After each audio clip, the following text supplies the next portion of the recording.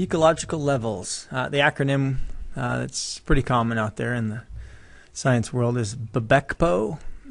We'll see what those stand for in just a second. First one, B, Biosphere.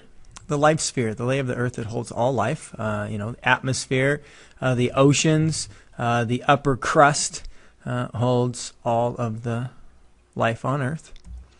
If you zoom in a little bit, it's kind of like going to geography class and social studies. You start looking at landforms and continents, and you see that there are different climate zones or areas of similar climate and rainfall that you've probably heard of before: tundras and taigas and rainforests, temperate and tropical, and all that, savannas and those sorts of things.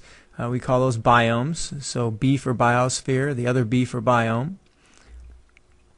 E for ecosystem. We've studied enough of this at this point. Hopefully, the communities, or all the organisms and the non-living or abiotic factors together make an ecosystem.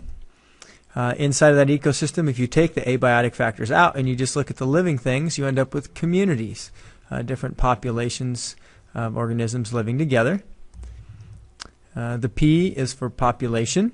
A group of only one type of thing. So you are a human, a Homo sapien, in a population of 7 billion plus people. And in that we might have the population of Lake Stevens.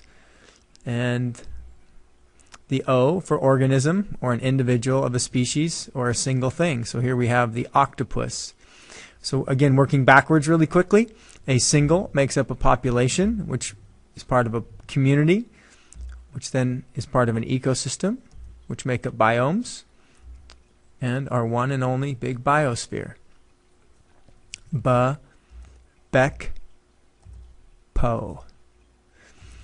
And the other two things that I have on the list are habitat, where something lives. So this puffin here is living in a seaside cliff with a hole dug in the ground, and that's where it likes to live.